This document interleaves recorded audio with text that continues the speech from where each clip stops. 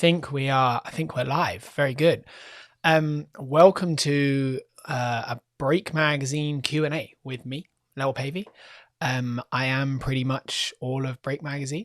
And so, today we're going to answer a bunch of questions that people have sent in over the last few days. And most of them are going to be around the subject of adventure riding, rally riding, techniques, and so on. And that's generally the content that we, as you guys hopefully know, cover the most of. A few days ago, I put a post on our YouTube channel. So if you are not a subscriber there, maybe you... thanks, Bob. So if you're not a subscriber there, maybe click that subscribe button and you kind of be included in those discussions a little bit more. And some of the questions have been fantastic. They've been really, really interesting ones that have made me think a little bit about the answers.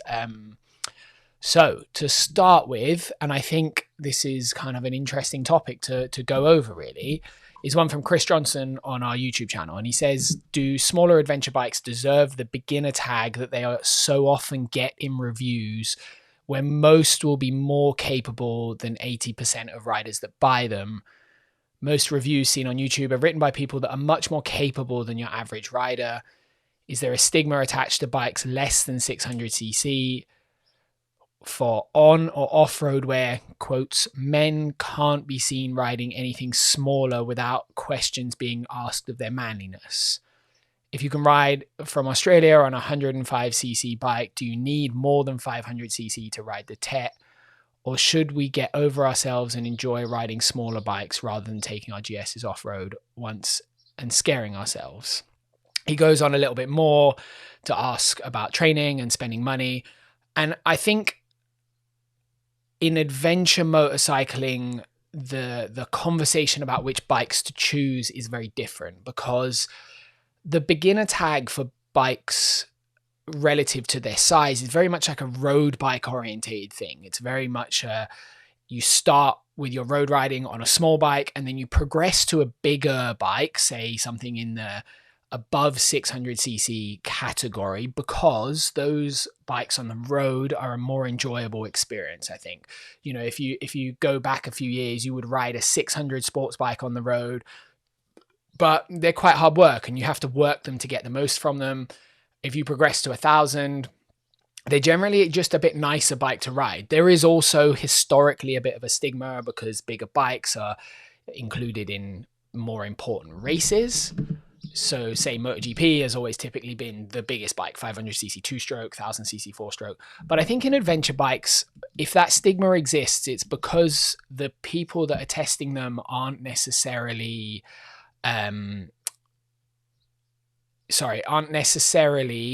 viewing them with the lens of this person who's going to ride around the world. I think there's always going to be a little bit of stigma of like manliness and representation, but in adventure bikes, it doesn't really have a place. I think the size of the bike is ultimately irrelevant, and what needs to be considered is how relevant that bike is to the type of riding you're doing. Saying whether people should use little bikes or big bikes is, I think it's a bit of a misnomer in so far as it should be about your ability and how comfortable you are going to the edge of your ability for the bike that you're riding. So if you're going on an adventure and you're planning to ride single track, I think if you're a good enough rider, you can ride a bigger bike and it's no problem. And then the reason you would do that is because in the situation, say, if you ride a load of single track and you come out the other side and you want to ride 300 miles or 400 Ks down the road, that experience is way better on a GS than it is on a 500 EXC. And a super experienced off-road rider riding a 1200 GS or a KTM 1090 or a 790 or whatever can get those bikes into incredibly difficult positions. But if your skill level isn't there, ultimately you need to choose your bike based on what your upper limit is going to be, wherever your ceiling hits out. And for some people, that ceiling is going to be financial, and the 100cc bike is the bike they've got, and they don't want to spend $5,000 or $7,000 or $12,000 on a bike or whatever it is. And for some people, that ceiling is going to be, I'm not a good enough rider, or I'm not comfortable, or I'm not strong enough picking a bike up on my own to go into that place. And for other people, they're going to be completely comfortable. So I don't really think it comes down to so much of stigma and so on. I think people need to start to realize that the right bike for them is the one that makes them feel comfortable and is probably the one they've already got in the garage. When it comes to talking about reviewers on YouTube and in bike magazines, again, I think you have to view that with the lens, with a bit of a critical lens. Some people come across like they're very good off-road riders when maybe they're not. And some people come across like they're very expert when they're not, and vice versa. So it's always, I think you have to be a little bit kind of observational where you can and make those judgments for yourself. I think hopefully that answers the question. So for me, like in kind of context, I would be quite comfortable riding to some really difficult places, even on my own on a GS, because I've got a lot of experience of doing that. And I'm quite experienced with riding off-road and doing so on my own. And generally, there would be a limit to where I would choose to go, but I would be quite happy doing that, if that makes sense. And the positives for me might be a quite nice experience when the riding's a bit more boring. And likewise, if for someone else that might not sit the same way, they might feel more comfortable on a 690 because when that riding gets hard or when they get to the edge of their comfort zone, it's manageable. I hope that answers your question. We just got one live, a question live from William Gregory. Thank you very much. Hello from all the people commenting now. Bob, I am not in Wales. I am actually at my partner's house in Dorset, England. I've been holed up here for a little while. So William says, why do people love BMW motorcycles so much? And this is really interesting. For those of you that are subscribers, you may have watched our video Adventure Bike of the Year that we did just before Christmas, and it got a really interesting response because in the test we ran, the GS won, and it came with a really strong backlash in the comment section. People disagreed fundamentally. Now, I think from a testing perspective and my experience with BMW bikes, the reason people like them so much is because the riding experience is really good. If you don't mind that it's a relatively big bike, or you give it enough time to get over the initial kind of discomfort of how large they are, especially the 1200, 1250 GS, they do a fantastic job of being a rideable, enjoyable motorcycle to ride for a really wide range of abilities. You actually don't need to be a good, experienced rider for the strong characteristics of the GS to make your life really nice. So what is especially good about that bike for me, the balance is really good. The brakes are really easy to use and they do a great job of stopping you. The telelever means it's a very settled bike, even though compared to like a conventional fork bike. So if you do something stupid, you pull a brake in a corner, it doesn't really get upset. And the engine is incredibly usable. There's a lot of torque, which means you don't need to ride it very hard. You don't need to be in the right gear. You don't need to do anything right. It just helps you a lot. And as you get better and you push harder, those characteristics are also still real big positives.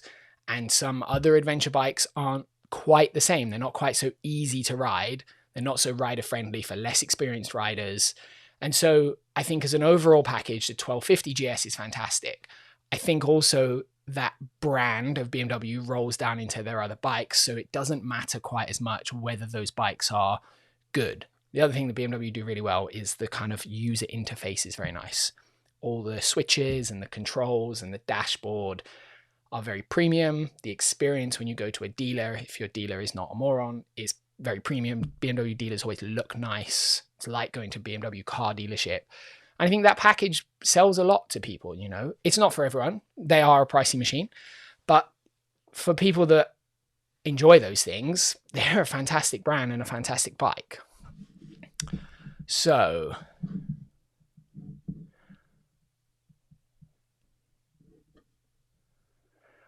Maxwell on YouTube has also asked another fantastic question. Thoughts on what is the best way to learn and not to learn to do things wrong when there is no adventure training available? So I This is an interesting question because everybody comes from a different place. So for me, I grew up riding dirt bikes as play riding with my dad in my local woods. And then when I was 14-ish, I started doing some racing quite regularly. I did that for a couple of years. I stopped, and then I started taking my racing more seriously. And I went and raced national championships. I started in a few rallies. I went and did Dakar. And so for me, that whole process of racing forces you, even when you're not at a particularly high level, to learn to solve problems in your riding and other scenarios, because you have to. If you want to finish a race and you do it consistently, you learn to be preemptive of problems, you learn to look after your bike, you learn to get yourself out of difficult situations, because in a race you get two things that I think are really productive for improving your riding. One, you don't decide the terrain. The terrain is decided by someone else, so you have to ride it. And two, quite often you get to repeat that terrain again and again and again for hours and hours and hours.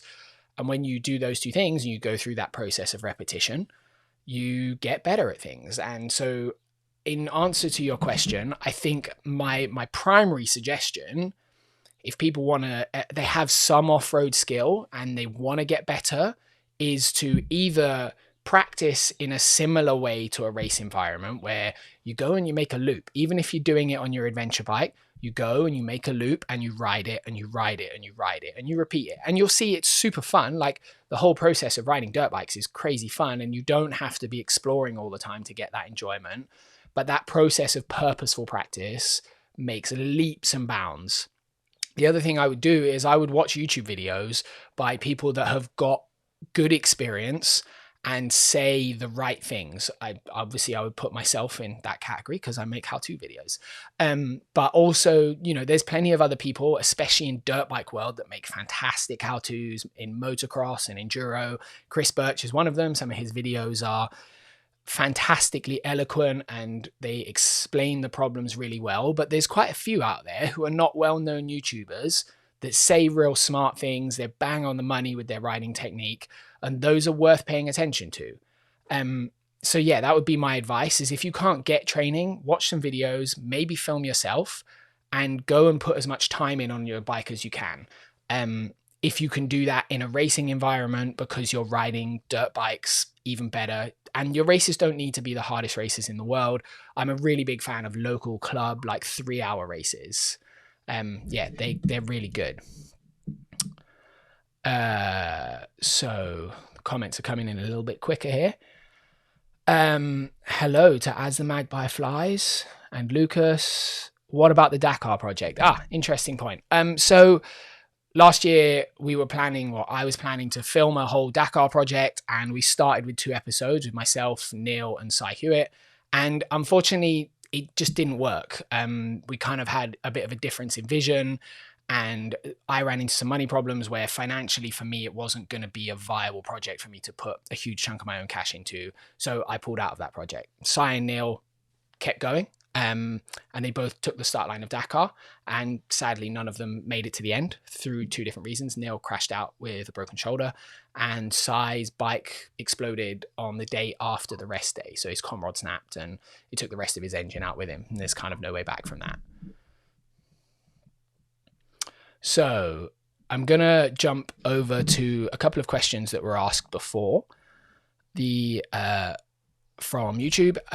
How many kilos of equipment do you carry on a Dakar rally without bike equipment on you and on the bike? I'm not quite sure what you mean by that. That was from Stefan Vujovic, I think you say. So on me, in terms of like parts and so on, you don't carry that much on Dakar. You carry enough tools to solve any problems that are immediate. So we're talking if your clutch goes, if you break something and you need to patch it back together to get out, if you snap a chain, if you need to take a wheel out and swap it or something like that. So you have a toolkit for that, which probably weighs, I think in total my toolkit probably weighed less than 1 kilo. about that. So I had a little tiny quarter drive toolkit, a couple of extra spanners that didn't fit in the quarter drive toolkit, an electrical tester, one tire lever with a tool on it, like it's a Motion Pro tool. I think Linden Posket uses it maybe as well. So it's a tire lever with the nut for the rear spindle on it, and it does the front wheel as well. And then you have a spare throttle cable, a spare clutch cable, a spare single clutch plate. So if you burn a clutch out, you can break it in half and fit it, and you have like a fixed drive bike. And that's it. And a bunch of zip ties. So you don't really carry a lot of weight.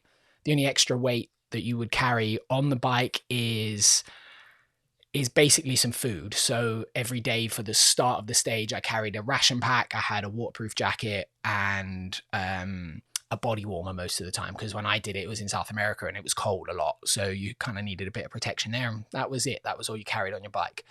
In terms of other parts that you carry, I mean, it depends on your assistance level. There was 2 of us in the team, and we had a 1 4x4 van between us. We had a lot of stuff, man. We had like a full workshop. We had a spare engine. We had like 30 sets, like 25 sets of tires or something. Yeah, there's stuff and stuff and stuff. So that was probably like a ton. 2 sets of riding gear, 2 helmets, 2 sets of boots, because if any of that stuff fails, you don't want that to be the reason you don't finish. So, this is a really interesting question. It was from Ayman Alwan on YouTube as well. Neck brace, yay or nay? And then he asks about recommendations for knee braces. So neck brace, yay or nay is a very contentious one. Wow, we got a thumbs down. What's that for? Who gave that? That's no fun, is it? Connor Middleton, we'll come back to that. So neck brace, yay or nay? Firstly, I would say yes, because statistically, there's no negative that comes from wearing a neck brace. I think it's really important, if you're going to wear a neck brace, that it's well set up. So I'd never really worn them, and I'd always been a little bit skeptical, because with anything like that, knee braces are the same, stiff motocross boots are the same. There's always like negative things that you hear from people. I heard of someone that broke their back. I heard of someone that got paralyzed because of their neck brace. But I don't think now that is the case. I think neck brace technology has actually come a long way since they were launched. But I was quite fortunate to go to the GS Trophy finals a few years ago, and it was compulsory that we had to wear a neck brace. And it was the first time I'd worn one in 7 years or something. My first experience was with an ill-fitting, cheap Chinese knockoff neck brace at another event where I had to wear a neck brace. And that was a really bad experience, because for me, I couldn't look up because of the restriction of the neck brace. I couldn't look up. So as I was riding down sand dunes, you couldn't see what was coming. You could only just see the bottom of the sand dune. So to me, that was really dangerous. And I was always kind of the opinion that, well, if I can't get it to fit right and I can't see, that's more dangerous than not being than having neck protection, because I'm just more likely to crash. However, my experience with one, once it's fitted properly, once it's adjusted to go over whatever you're wearing. So in this case, we were wearing full kind of adventure style suit with a back protector, and Liat provided us with the road style neck brace, which is designed to go around the hump of a road race suit. Once that was adjusted properly to fit, fantastic. No problems, didn't notice it at all. My only kind of critique is that it becomes hard to open your jacket to let air in a hot environment. But if you can find other ways to keep yourself cool, then I don't think you've got a problem with it. And ultimately, if it makes you feel comfortable and it's going to protect you, you should wear it. Recommendations for knee braces. Again, ones that fit. There's a few brands out there. There's probably 20 companies making knee braces. There's a few brands that make medically certified ones. I believe they are Ossa, who makes CTI knee braces, Donjoy, who are a South African company that makes some retro looking braces, and Liat, again, all their braces are medically certified, but honestly, I don't know what that medical certification means. I think you just have to go and try a few pairs on, find the ones that fit well, and go from there. My only thing with knee braces on adventure bikes is adventure bikes are quite often real wide. And then if you've got I've got quite big knees, I can't wear knee braces on an adventure bike. They just push my knees out too far. And to be honest, I don't wear them on a dirt bike either, for a very similar reason. I don't get on with them, but if you get on with them, they're fantastic. would I consider doing an A to Z video tutorial on adventure bike riding skills, setup and DIY to buy? Maybe down the line, but at the moment, not right now, because yeah, it's just not what we do. What motorcycles do I own? I own an 1150 GS Adventure 2002 model, which is currently sat in my garage, doesn't work. And a FE 350 Husqvarna, and then we have a Suzuki project bike, which is very near completion, which is very exciting. Well, it is completed, and we were filming until lockdown started, and then an FE 350, which they're both press bikes, so I don't own those. And that's it. I've got an array of bicycles as well. I've got an enduro mountain bike and a road bike too. So yeah, that's that. Next question. What's my favorite upgrade? That's a really difficult one. I am quite a big fan of products that silently do their job and just make your life a little bit nicer. Things like brake pads that are better than stock brake pads. Yeah, but I think at the moment, the nicest upgrade that I've fitted to a bike in a long time was the FMF exhaust that we put on our 350. And it was on our 250, sorry. And we haven't really had a chance to do anything with this yet, because the moment we were going to start filming the actual adventure bike part of that project, lockdown happened and we had to stop filming. We were by request from Husky and KTM. And not only is that a beautifully made product, but the difference it made to that bike is worth every single penny of that £600 exhaust. It took that bike from being nice with a kind of flat spot and, you know, for most people, not quite enough. And for adventure bike riding, maybe a little bit restricted, to me riding it and going, I think this bike is awesome. I've got no problem with it at all. I would happily ride this anywhere. So yeah, it kind of gave you a whole, enough power increase that you could carry a new gear everywhere. I also really like, and for those people that have watched our most recent project bike video with the KTMs, the PHDS handlebar clamps. I think those are one of those products that not that important, but when you put them on your bike, suddenly the vibration goes away from the handlebars. You'll find you get less arm pump. You'll find them more comfortable. I think they're a great product, and they kind of slip under the radar a lot. Yeah, those are probably my two favorites. I've used both of those at various points, and I would definitely put them if I was going racing or something. They're really nice.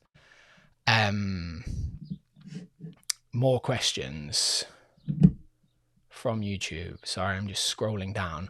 How would you prep a Husqvarna FE 350 for longer ADV rides, 4 to 7 day tours? Or would you buy a more suitable bike? I think if you're riding 4 to 7 days and it's not super open, like you're not just riding in a straight line, then your bike's awesome. No problem at all. I would suggest, depends how tall you are. I mean, we just made a video about that about a month ago, about some of the changes we were making. I would make sure that my bike is in good condition, so nothing's going to break on it. I would fit the right tires, a set of heavy duty tubes, some comfy grips. The stock grips are really good on Huskies now. A few years ago, they weren't. So I would fit comfy grips, and maybe a tall seat. Even if you're not that tall, opening that cockpit up on a dirt bike makes it infinitely more comfortable than it was. Bigger foot pegs, maybe, just out of, that little bit of extra comfort. Some like wide rally style foot pegs. KTM make their own. Fast Company makes some. Fastway makes some. There's a few companies that make those like extra wide style rally foot pegs. And maybe I would just change the rear sprocket. If you're doing some faster riding, I'd go down a couple of teeth on the rear sprocket. Just so or maybe just change the front one to the road gearing. They come with 2 sprockets, I think, in the UK, if you're in the UK. So I would go from, the kind of off-road sprocket to the other one, if that makes sense. I think it's a 14 to a 13. So Connor suggests Motor Trek with Brett Tax. I think Brett makes some great videos, and he makes some videos that are very controversial and I don't necessarily agree with in technique, but it doesn't mean I'm right and he's wrong. I think his content's awesome. It's really, really good, and he's encouraging people to ride. The Suzuki project bike is an identical V-Strom to the previous one, but unfortunately our previous one got stolen. as the magpie flies, how much do skills of riding trails on bicycles or mountain bikes cross over to ADV? I think that entirely depends on what your mountain biking looks like. If your mountain biking looks like you pedal to the top of the hill so that you can go down the other side as fast as possible and involves corners, ruts, logs, jumps, and so on, then yes, the skills are very similar. I think actually mountain biking, to be good at it, forces you into better body movement than dirt bikes do. It's very easy on a dirt bike to let a lot of the suspension do the work and then not maybe develop the best movement patterns. Whereas on a bicycle, to ride one well, you're so much of the package that you have to learn to do that. So yeah, for me, that's they make a lot of crossover, if that makes sense. They're very, very similar. Not the same, but very similar. Yeah. So Philip Akerson, I hope I said your name right. A 3-part question. Amateur level rider sponsorship to help finance a Dakar attempt. Well, as an amateur level rally rider, I don't know that I can answer this. How would you categorize approaches, narratives to get sponsors? I think when I have spoken to companies about getting sponsorship, typically the way I view it is I try to approach it with the concept of how much value can I present to them to make their investment worthwhile? Like, this is essentially just a business transaction. So I want to try and create as much value to give them something back. So I'm not going to win Dakar if I go. I'm not going to win in a million years. I'm not that good of a rider. I don't put the time into dedication. My skill level just isn't, a top 15, top 20 skill level. Those guys are absolute alien humans. Lyndon said it in our last podcast. He's a very good rider and he did very well at Eco Race, but the gap between 3rd place in Eco Race and 20th place in Dakar is huge. And so I think that's where you have to come up with it. Like your story is always going to be very personal to you, whatever that is. Maybe you're an office person and you've got a dream, but I think whatever your story is, you need to figure out how to communicate that effectively to give those companies value. It's not enough to just have a story. You need to tell people about that story. And so that's the best message to carry is, I am me, love me however I am, this is what I am offering you in return. I am giving you experiences. I am giving you coverage on social media. I'm providing you with regular content for your own social media. I'm putting you in magazines. I am going to be on TV, whatever that is. You need to figure that out. Typically, the most effective way to approach sponsors, I have no idea.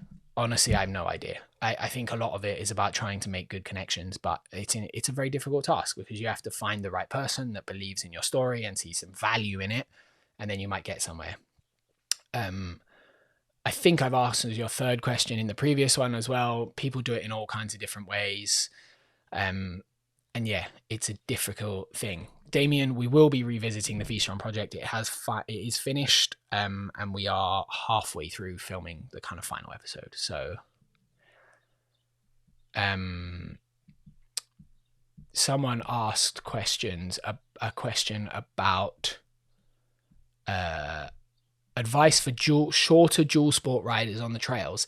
My biggest 2 things are, we made a video about some really basic tips for this a while back in our Mini Tip Monday series. So if you go to our YouTube channel, you can find that video. And we did it with a friend of mine and someone I've done a lot of teaching with called Jenny.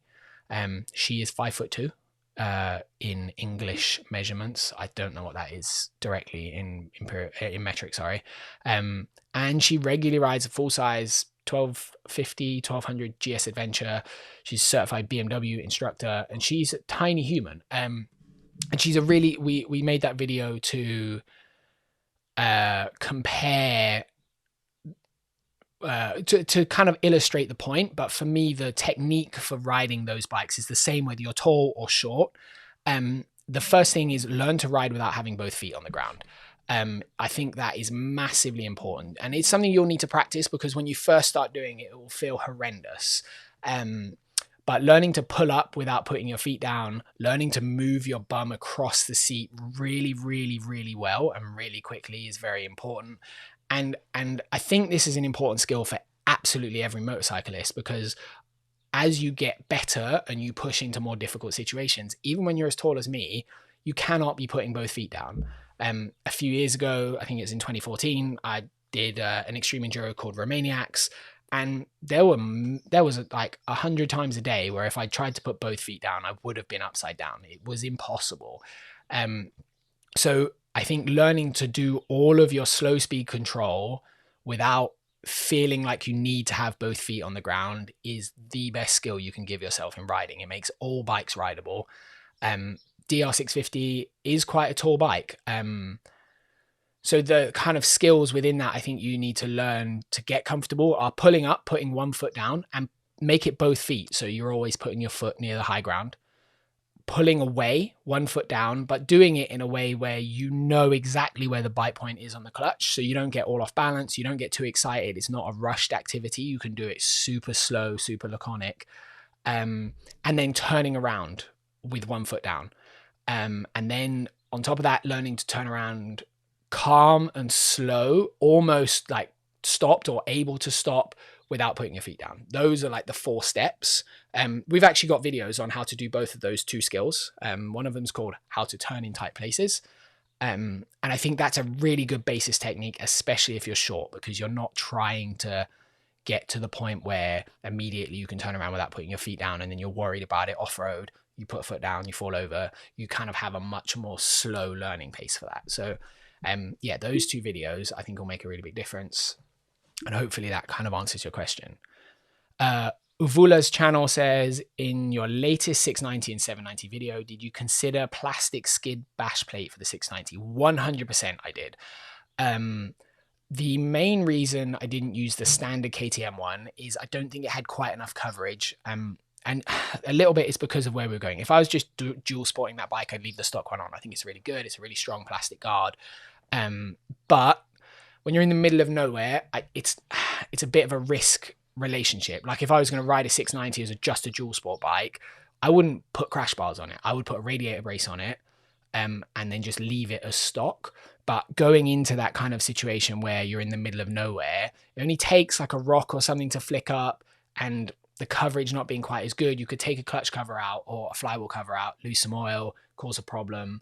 And so the metal ones gave a tiny bit more coverage. Now there is a French company called AXP, and they do a plastic sump guard, but it's very different to, say, the stock KTM plastic sump guard or the Acerbis plastic sump guards, where they're molded.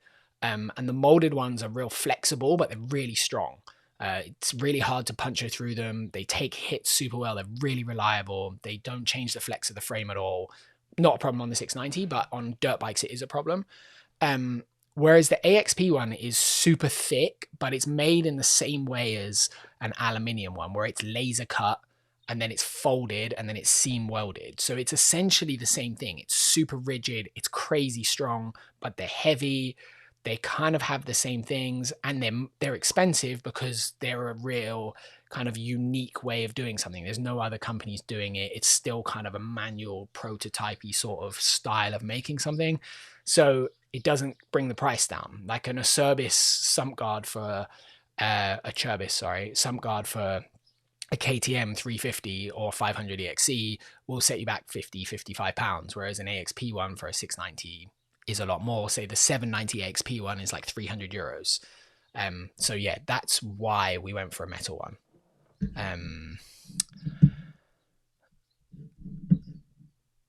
So how about those protector padded jackets for enduro riding on dirt bikes like your Husky? Yes or no? Great question. I think that's very personal. So the main considerations for me when I'm riding a dirt bike are, I've been racing and riding a long time, so I tend not to crash that much. And I'm kind of okay with the damage I'm going to do to myself when I do crash, which is a really messed up way of putting it. Like, I recognize that sounds crazy. But the biggest consideration for me is the things that are going to make me crash in the first place are getting too hot and getting tired. Like, those are when you start to have big crashes, because you're you're in that position where you're fatigued. So if I can limit the amount of heat my body is holding, then I will do that over adding more protection, because a pressure suit makes you hotter. However, it's very personal. So a lot of people do wear them. And what you'll tend to find is that a lot of people wear them until they get to a certain level, and then they're pushing really hard and they're sweating a lot and they want to get cooler, so they stop wearing them. And it's kind of that balance of, you have to find your comfort zone. I think there's also a little bit of fashion involved in that, in that for a very long time it was quite uncool to wear body armor. None of the pros wore body armor. And in the last few years, that started to change, mostly because of those pressure suits, because they've got better, lighter, the materials that they're using are better. Instead of them being big, heavy jackets with loads of plastic, they use materials like D3O or whatever, something similar to that. And they work really well. Like my partner, Lucy, wears one to ride. And it's an Alpine Stars one. It's super neat. It's super light. And it's fantastic. She never has a problem with it. Whereas I just wear a plastic chest protector. Yeah. So next questions.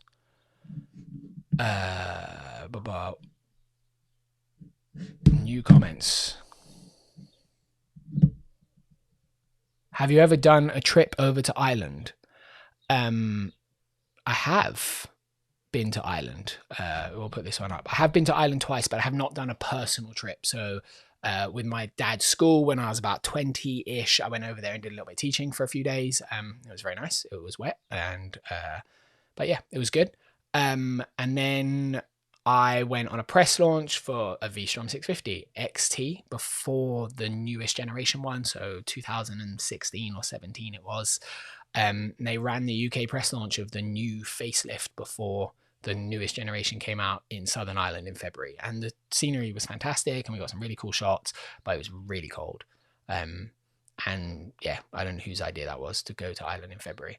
But I would love to go there. It looks amazing. It's kind of ironic that we live so close and I've never been. So what tips do you have for finding trails in your local area? What do you use to find them? So every country is kind of different with this, but in the UK, I pretty much exclusively use OS Maps. And I use an app called View Ranger to look at them. I really like it. It works really well. And yeah, that's kind of how I do it, really. I'm not the most experienced person at finding them. I kind of just zoom in and look around at the maps in my local area and pick out the ones that are legal and try to make them into a trail. There's plenty of people out there that are way more qualified and better at answering that question than me. But yeah, that's generally how I try to solve that problem. Daniel also asks, in lockdown times, what advice do you have for bikers developing and learning new skills? 1, ride your bicycle. Even if you're just messing around, do some stoppies, do some wheelies. 2, work on your like personal movement. I think one of the biggest things I've seen, like I do a bit of teaching for my parents' company. They run the BMW off-road school in the UK. I do a little bit of teaching for them. And one of the biggest things I see with most people when they're learning to ride off-road is the biggest limitation they have is their capacity to control their own movement. And it's a bit nerdy, but the better you are at making sure your body moves well, the better you're going to be. And there's some real simple things that can help with that. Squats are probably one of the best. Learning to squat quite well, learning to hip hinge quite well. They make a huge difference to how well your riding will go. And just being a little bit stronger if you can, especially now because we can't ride. We've got a little bit more free time. It's a great time to learn that stuff. And I think it makes a huge difference personally. It makes your riding much more enjoyable because you just feel so much more in charge of the bike when you're strong and moving well. So Robert Frill asks, is there any other rallies that you would like to do? Do you have an adventure trip that you would like to do? Would you like to see the Tenere get... Whoa, these are 3 very different questions. So any other rallies that you would like to do? Yeah, maybe. That's a little bit of an abstract question. I think the kind of really big rallies, you have like a level of selfishness to do those rallies. And when you're kind of only caring about yourself in life, that's really easy to do because the risk of them isn't too much of a problem. The financial thing you don't really care about. And I think when that situation starts to change, you have to be a bit more considerate, and those take up a lot of time and money. I would love to go back and do Ceres Rally. I think that's one of the most fun rallies I've ever done. It is absolutely phenomenal. It's a really, really enjoyable week's riding. and I would love to probably do one of the ones in China. I was very lucky to do a rally in China before the kind of Silk Way rally started. It was called Taklamakan. I don't know if it still runs. I think it does. And yeah, there was only a handful of white people who had been there to do that. And the terrain in that part of the world was unlike anywhere I've ever been. It was phenomenal. It was a great cultural experience. It was a great riding experience. And I would love to go back and do that again, really. Adventure trips I want to do. Yeah, I'd love to. I haven't really done that much in Southeast Asia. I've done a little bit. I rode in Thailand a little bit. But I would love to go back there. Those are some ideas that we're working on at the moment. But yeah, Sri Lanka is very much something that interests me. Vietnam a lot, and also kind of central and north part of South America are places that I've never been to. Yeah, so that answers that question. He also asked, would you like to see the Tenere get more off-road suspension and tech as it is, or is it good enough? I think as a production bike, no. I think it should stay the way it is, because for the majority of people, it is fantastic as is. It's not perfect, but the bike costs £9,300 in the UK, and I don't think you can ask for any more than that. It's a really good bike for the money. I don't want it getting any more expensive. Like if it creeps over 10 grand, it suddenly stops being such good value. Do you know, it starts to lose that a little bit. It would be cool if it had better suspension. Don't get me wrong, like great suspension, like is on the KTM 790R, is amazing to ride, but I don't think it needs it. No. Lag King Gamer 21G, can you say happy birthday to my little brother? His name is Nick Gurr. Yeah, man, happy birthday. Mike Caton, a good friend of mine, is being abusive in the comments. Feel free to abuse him back, anyone. So was there anything else that we have missed?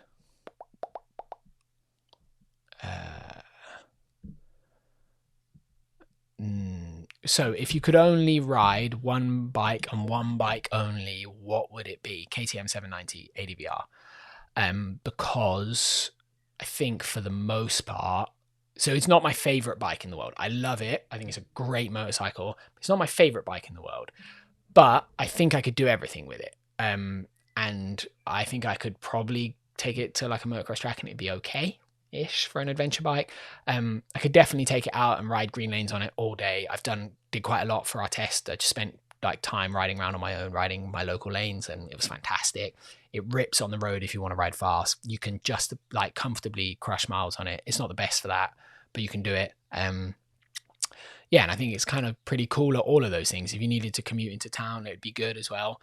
That, or I'd just commit and ride a 450 enduro bike, so that I could still go ride the riding that I like to do most, which, you know, on a personal, you know, my kind of most common riding is I'll go to my local motocross track, or I'll go ride up the woods, or I'll just go trail riding where we live, and that's always nice on a dirt bike. So it'd be one of those two. Yeah, something like that. I mean, yeah. Sweet. Any other questions? Yes, we've got some over on Patreon. I will just load those. So for those of you that are new to this, normally we do a podcast. We do 3 a month on our Patreon. And they are podcasts like the one we did, the live stream we did with Lyndon Poskett. For those of you who got to see that, yeah, it was an hour-long conversation about a subject with an expert person that knows more than I do and has interesting things to say. Imaginary Garage, would you go trail riding at the moment given the current lockdown advice? Well, normally I live in Wales, so we have slightly different lockdown advice to England. I don't know how that works. We've got the same government and it doesn't make any sense. No, probably not. No, it's a situation where I don't want to be that person that adds to the unnecessarily to the medical situation by putting myself in A&E through doing something silly. Like if I'm gonna go out riding, I'll maybe go for a cruise on the street, but just take it super chill and yeah. Otherwise, no, I don't think it's a great idea. Yeah, I mean, everybody's going to make their own choice on that. Technically, we are allowed to ride in the UK and just be sensible about it, and trail riding is still just riding on the road, but I don't, you don't want to have a silly mistake and end up in hospital. So then what is your favorite bike? Wow, that is a really difficult question. I think that has to be split up into like favorite dirt bike and favorite adventure bike, because I'm obviously growing up racing dirt bikes. I'm a massive dirt bike fan. And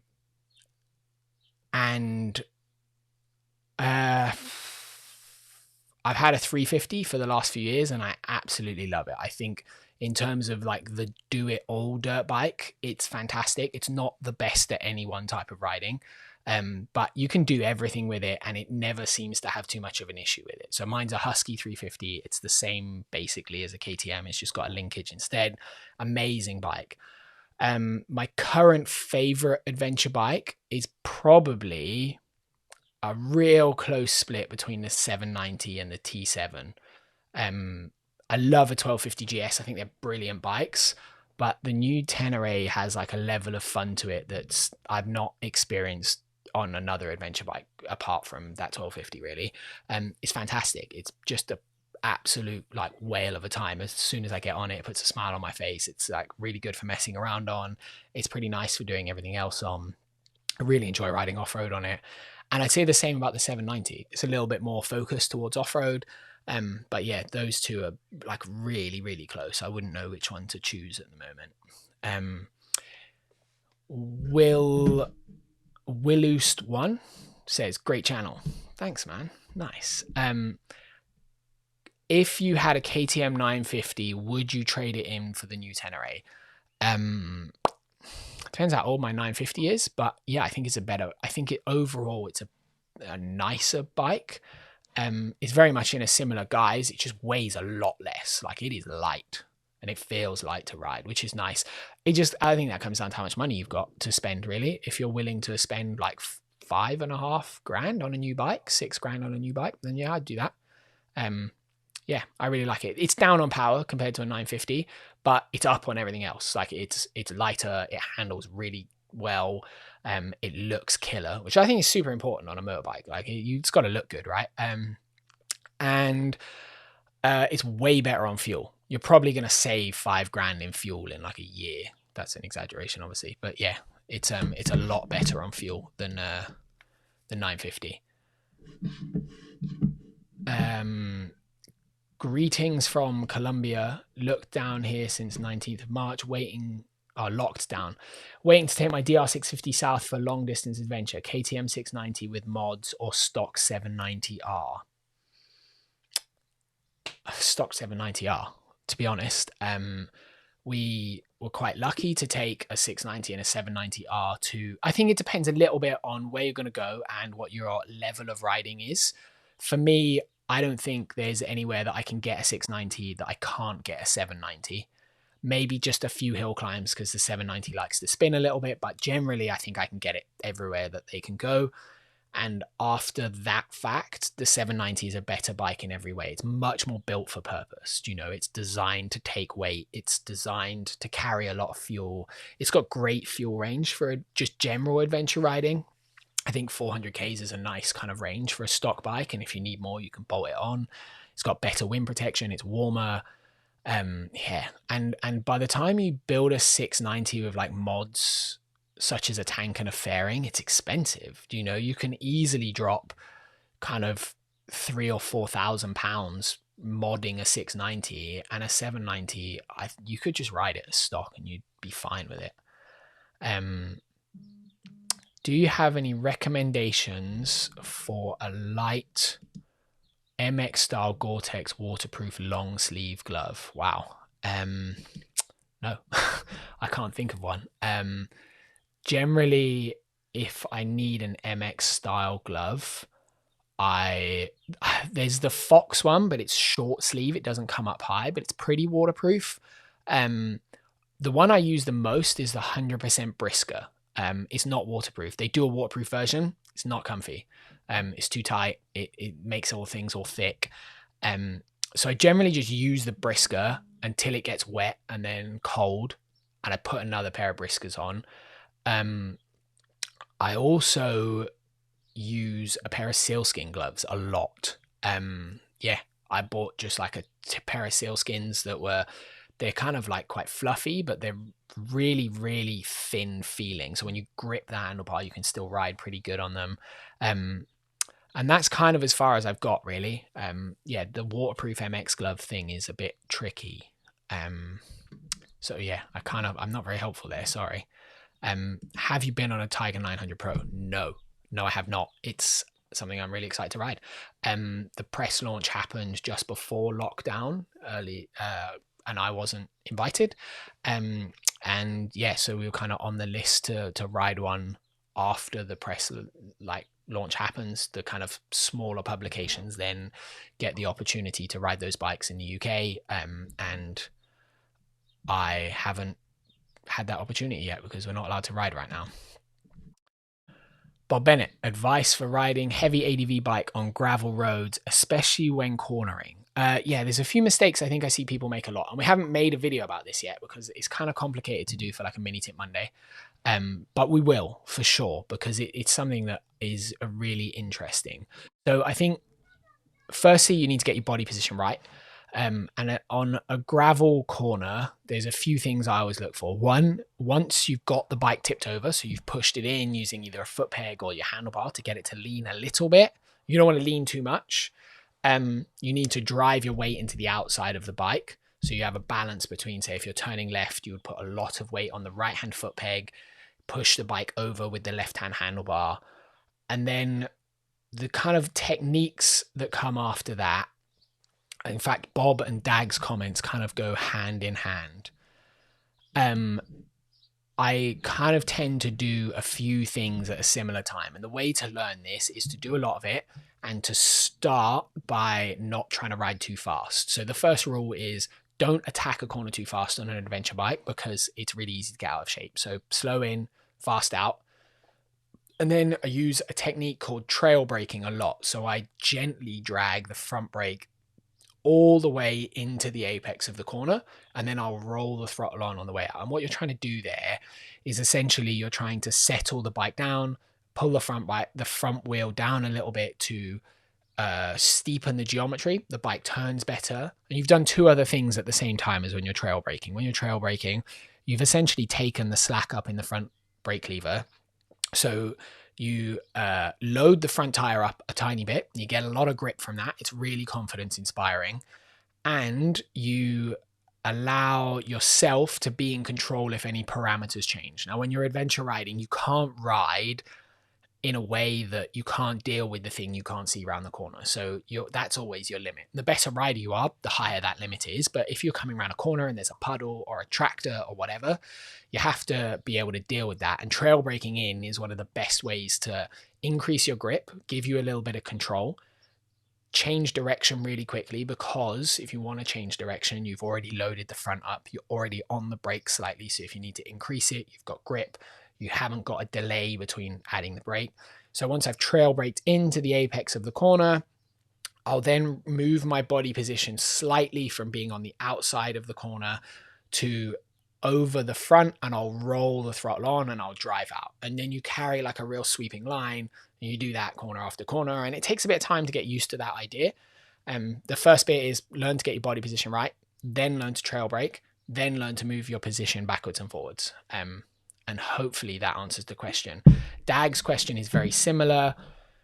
Pressure on which foot and which position of the bike, of the body, bike upright and not upright. So generally on the way into a corner, as you start to slow down for it, whether you're braking or engine braking, you tip the bike in. So you tip it in. When you're riding off-road, generally the system goes, you need a bike to tip to turn. And then you want the tire to stick to the ground, so you need to drive it into the ground. And you also need to hold the bike upright. If you just keep leaning with a bike, it will fall over. So as you come into the corner, you tip it in, and you can either do the inside hand on the top of the handlebar or the inside foot peg. I generally, unless it's very slippery, will tip in using my foot. And then once the bike is over, you transfer your foot weight to the outside foot peg to hold the bike up and drive the tire into the ground. And then if you need to make any changes or maintain the lean angle or that balance between the two, you push on the inside handlebar. I hope that answers that question. Like I said, bike always is leant over. Now, the amount you lean is entirely dependent on the surface. There's no arbitrary lean over, it's going to grip thing. Different surfaces change. You've got like really smooth hard pack. You can lean a long way. You know, it's almost like tarmac. You got like that kind of wet sand, you can lean a long way because you've got time once it slides. You got pea gravel on a completely flat dirt road. There's no leaning going on. There's like real slow in, get it turned, drive out, because you don't have the side grip on the tire to do that. It's just too slippery. So the one other thing that I didn't mention, Bob, was I quite often look really carefully around where I'm going to put my tires. So on gravel roads, we often have car marks. And where the cars drive, you get little ruts or you get a swept line. Now, the swept line has less gravel on it. It's going to have more grip. And if you get small ruts, you also then have a camber to work with. If you put your wheels against the camber and it's not particularly rocky because it's been swept by cars, you get a lot of grip. So those are other things to consider. That was a long and convoluted answer. Yeah, long distance ADV, 790R or T7, both. You're going to like... just pick the one you like the look of the most. Enduro riding, messing around local bush. Would you get a 2-stroke or a 4-stroke? That's very personal. I think if you're coming from like adventure bike riding, 4-strokes are easier to start with. If you live in a really slippery country and you ride super technical local bush, as in like the UK, 2-strokes probably a bit easier, but they're a bit more faff. There's a bit of learning. They've got a power band, so on. Bob Smythe, any tricks for breaking in new motocross boots? Get them wet is probably the only thing. And yeah, just ride in them. They take a couple of days normally. Some boots don't need that much breaking in, but some definitely do. Yeah. I would love Andre VDM. I would love to come to South Africa. That'd be sweet. What is the right technique for panic braking situation while standing up? Your movement pattern needs to be right. So firstly, if you're not covering the front brake with one finger at least while you're riding, start covering the front brake. That will make a big difference. And then when it comes to that situation of panic braking, you need to have a pattern of good braking in your system already. So you need to practice emergency stops, or I said it earlier, when you go racing, you learn to brake real quick because if you want to go faster, you got to brake hard. But practicing braking really hard, and I mean like really hard. So when you brake hard, you want to go back brake first, then front brake by like a tiny bit. That's the perfect technique because it changes the way you load the front tire up. It means you can get more grip out of the front tire quicker because the bike squats much more evenly. It doesn't dive as much. So when you go back brake, front brake, and then the braking is real progressive. So as you slow down and you load the front tire up more, you can squeeze it harder and harder and harder. And then your body position also matters a lot. If you stand nice and upright while you brake real hard, there's a limit to how hard you can brake because your body's trying to go over the front of the bike all the time. So you need to basically go into a squat position where your bum moves backwards. It's really important. The squat isn't kind of your toes dropping and your knees bending forwards. You need your knees to bend and your hips to go backwards. We made a video about this a little while ago as well. It's probably like nearly 2 years ago now, called How to Brake Properly. We didn't really talk about the back brake in it, which was a mistake on my part, but otherwise everything in that video stands true. It's absolutely, yeah, spot on. So you're welcome, Dan. Thank you for the good answer, the good questions. So a question from Ray on our Patreon page, Ray Stradonsky. How do you change your body position to accommodate wind pressure at high speeds, as in 50 to 70 miles an hour? I find myself hanging onto the bars much more than I would like. I would say if you're doing 50 to 70 miles an hour in the desert and it's not super bumpy terrain and you're holding on, your body position is a long way from being right. So you need to basically bend your knees a tiny bit and move your hips backwards so that you end up with a real flat back, but then you can lean into it a long way. You kind of want to find a position where it's like your center of gravity is real low so that you're not affected by what's going on a lot, but also you're leaning really into the wind a long way. When you're riding at that kind of speed off-road, you should be able to have handlebars light on your hands, real light on the handlebars. Like you could take one off if you needed to. So yeah, that basically bend at the hips, lean further forward is like a reductive way of putting it. Yeah. So will you consider doing a project bike build for a rally race here in the UK with a budget, say 10K for those looking? I think if you're doing rallies here in the UK, like as in the kind of big bike rally style scene, you don't need to build a project bike. Yes, we'll do a small, like as soon as we're kind of able to go racing like that again, it's in our plan to build a rally bike from an enduro bike. But I think you really don't, you can just buy an enduro bike as is. And if you want to go a bit faster, get the suspension set up either by yourself or by someone that knows a lot about suspension in the UK. There's a few really good companies. And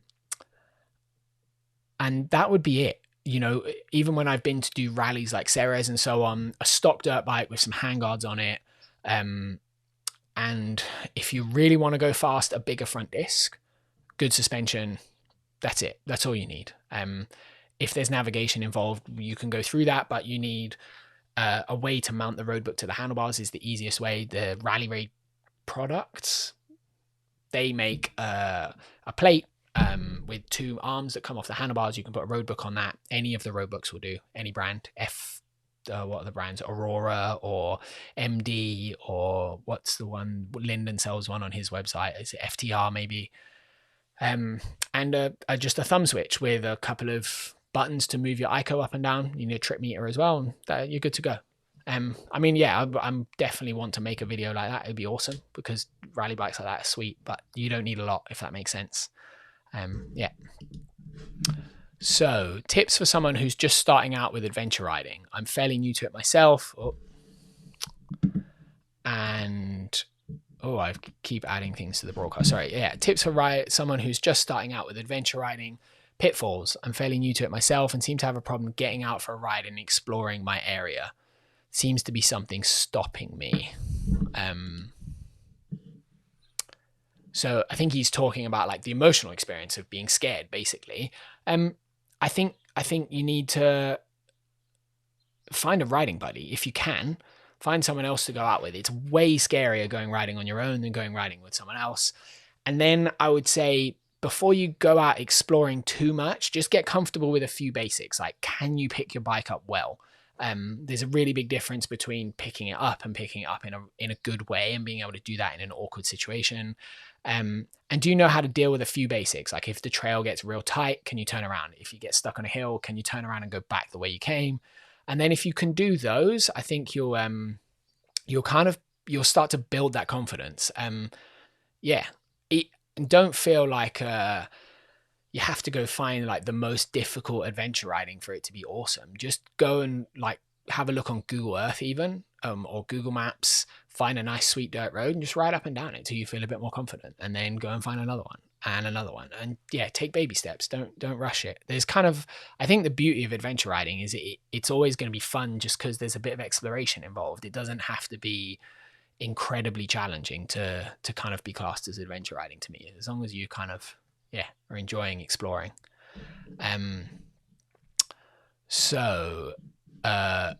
Uta, I don't know how you say your name, sorry, on our Patreon page asked, I'd love to hear more about everyone's racing backgrounds, what you raced, what you liked, what you didn't. Well, Brake Magazine's kind of mostly just me. I've got a few people that help me out with bike tests, and those guys are awesome. One of them's my dad. In the past, Neil Hawker helped me out a lot as well. We don't kind of do much together anymore, but he's got a very similar racing background to me. We both grew up, he grew up riding trials, and then moved to racing enduros when he was in the army. He raced for the army enduro team. My dad's background was pretty much, he borrowed a bike off his neighbor one day, rode it around the field, loved it, went and joined the local bike club, did a little bit of motocross, heard about these things called enduros, went and did a bunch of those, got real good, got some good rides, heard about these things called rallies, did one, went, that's way better than an enduro, because I get to go and explore at the same time. Did one of those, and then kind of, it expanded from there. He moved to Europe when he was young, did some more rallies, did some more enduros, and then did Dakar an outrageous amount of times. And then, my background is, I grew up, I think I mentioned it a bit earlier, but I grew up play riding, just with my dad, and I did a little bit of motocross when I was a kid. I probably did like 10 or 12 motocross races by the time I was 10, but I didn't do a lot of it. And then I moved to Wales and then started riding a bit more, going out play riding with my dad and his friends. And obviously I was a 13-year-old kid, so I wasn't very good, and they were all really good riders. Then I started doing a little bit of kind of hare and hounds racing, because there's a pretty good youth hare and hound scene here in the UK. You can ride in hare and hounds from quite a young age. I did a load of those. And then when I was 17, I decided I wanted to get fast. So I bought a bike. My parents kind of took me to the shop, and I signed finance on my first bike, and they helped me with the deposit, and I worked a little bit and paid it basically. And I went and started doing some national enduros. It started out with like, there was a national hare and hound season that first year. So I did as many of those as I could afford to. I got my ass kicked. I went to Australia for a bit, came back, and then was like, I want to go race dirt bikes. That's all I want to do. So I raced dirt bikes for kind of 3 years. I got a bit ill in between, so I never really got to do as much as I'd have liked to. And I just did it till I got bored, basically. So I did kind of 3 years of broken national enduro championships. I got second in Clubman British Championship 1 year, moved up to expert, did a few, got a bit bored. And that was kind of that, really. And then I started doing rallies because they were cool. They were a bit crazy. And that culminated in doing Romaniacs in 2014, and then Dakar in 2015. And then I've just ridden for fun, really. What is the best riding? Here's a good question. What is the best riding in Europe? Also, what do you prefer most, travel or racing? Best riding in Europe. I think Portugal is one of the most amazing places to ride a motorbike. It is super varied. There is tons of it there, like incredible amounts. The people are super nice. I can't recommend it enough. It's right next door to Spain. Spain also has some amazing riding, but it's a little bit busier in terms of the riding. There's a few more regulations, and Portugal's kind of just super open. I really like it there. Other places in Europe that have been good to ride, Romania is amazing as well. Really good riding. Really, really good riding. I think we're really lucky across all of Europe, though. Anywhere around the Alps is good. France is good. Italy's good. I've kind of been to most of those places through like press launches and stuff, and every time it's been fantastic. Northern Spain, the roads and the off-road, incredible. What do you prefer most, travel or racing?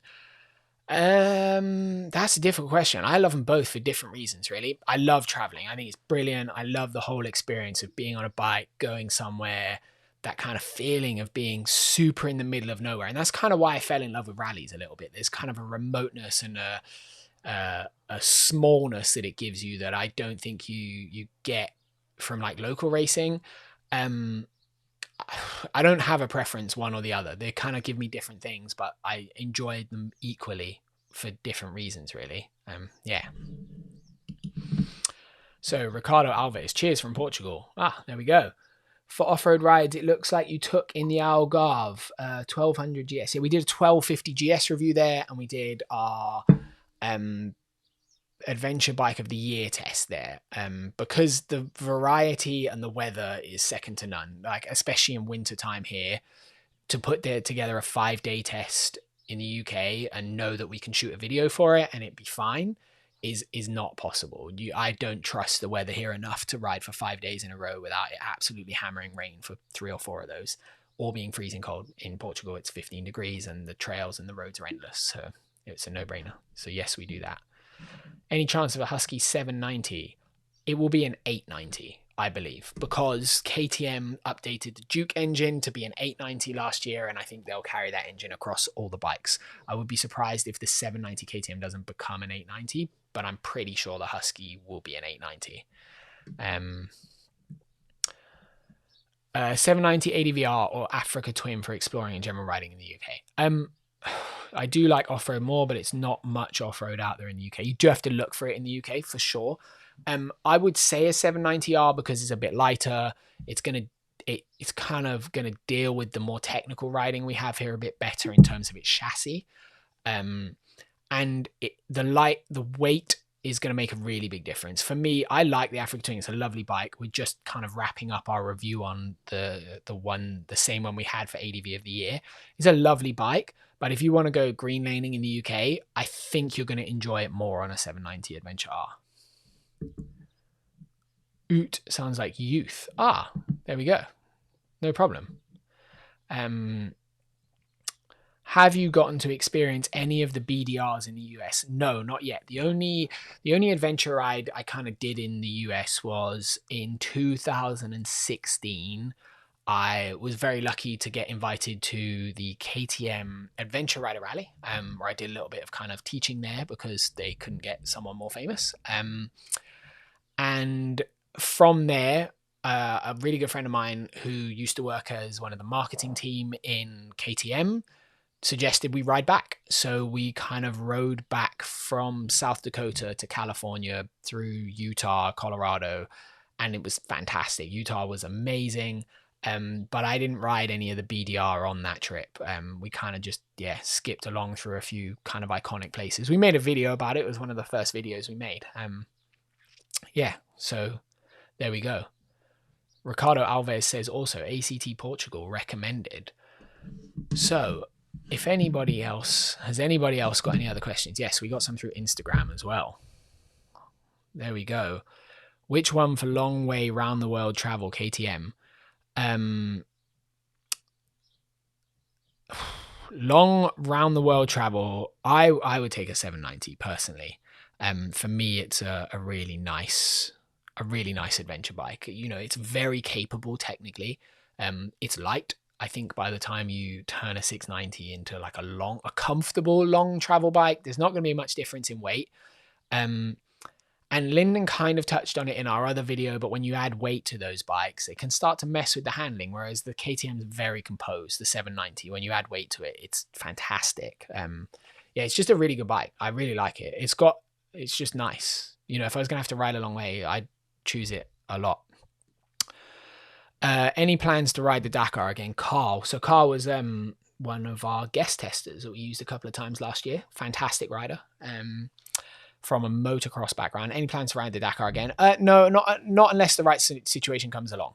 For me, to go and do something like the Dakar, there has to be a reason to do it. Like I think like last time I went, it was because it was a goal of mine, but it was also to experience doing that with my dad. Like that made the package worthwhile. For me, there's no enjoyment in doing that stuff on my own. So unless there's a reason to go, someone to go with, like someone to share that experience with, I'd rather share the experience with like my friends or people that I care about than just do it again for the sake of it. I hope that makes sense anyway. What bike repairs did you have to do on the Dakar? On my bike, keep it running a lot. So we had this kind of strange day where we started on some salt flats that were in Bolivia, that are uni salt flat, but it was underwater by about 6 inches. And that water, because it was a race, there was very much this like kind of race mentality. We had to get to the other side pretty quick. It was like 130 kilometers, pretty much in a straight line, just one corner on the road book. But my bike stopped halfway. So I spent 3 hours trying to figure out how to make it run again with my dad. I was quite fortunate that he was there as well. And that continued that electrical problem the whole week. I pretty much worked on mine or his bike every day at some point that for the next week of that race. Always electrical, always trying to figure out what was going on, pulling bike apart, trying to fix little tiny wires. At one point we thought the fuel pump had stopped working on one of our bikes, so we pulled all that apart to try and figure it out, discovered that the rear fuel tank was full of salt from the water vapor then kind of getting into the fuel, so that was a problem. And in the first week I had a technical problem where the wires came out of my regulator rectifier, but I didn't know why, because it's hidden away on a rally bike behind the fuel tank. There's no reason for it to happen, but it did. So my bike stopped electrical again, you just had no power. Like the battery went flat and then the bike ran out of power, and they're electric start only. So I had to get jump start. So I pulled it all apart, tried to figure out what was going wrong. Couldn't solve the problem, just figured out I had no power, got a jump start and kept getting jump starts till the end of that day, basically. Otherwise, I had a mechanic, thankfully, because it makes your life a damn sight easier than not having a mechanic, because you get 2 hours a night more sleep. What bike would you choose for traveling on-road or off-road and daily commuting? At the moment, obviously, I haven't ridden the new Triumph. For me personally, I would choose a Tenere 700 because I think it's lovely. It'd be a really nice commuter bike. You'd have a lot of fun on it. It's good for green laning. It's good for kind of adventure riding. It's cheap. But yeah, I think that's the right bike for you. That was from Giles Adams on Twitter.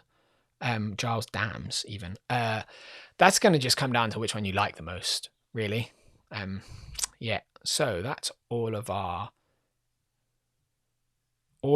questions. We are slowly running out of time. I'm going to wrap this up in the next kind of minute. So if you've got any other questions, pop them down.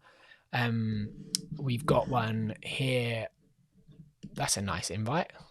If we're allowed to travel, that might be very, very promising. If. Hello, Paolo Bartolozzi. Saravanan. Do you follow MotoGP regularly? I would say semi-regularly. I really like MotoGP. I think it's fantastic. I follow the MotoGP class. I don't follow the other classes in so much depth. But the race series I probably follow the most is actually Supercross. But yeah, MotoGP is sweet. I really like it. Yeah, so that's probably it. Thank you very much for your time, for watching. It's been a pleasure. Some fantastic questions there. Yeah, and if you've got any more, just pop them down and I'll kind of plug away and answer them by text as well, unless they're crazy complicated about riding technique stuff. Yeah, and thank you very much. Have a good evening. Oh, and if you want to watch the podcast, I forgot to say this. We have our regular podcast. It goes on Thursdays. We generally live stream it now. Yeah, and our next episodes, we've kind of got the next 12 episodes planned out. They'll be really interesting. You can check those out on our Patreon page, and you can get some t-shirts like this one. We'll send those out. We're still sending t-shirts at the moment. So yeah, have a good evening.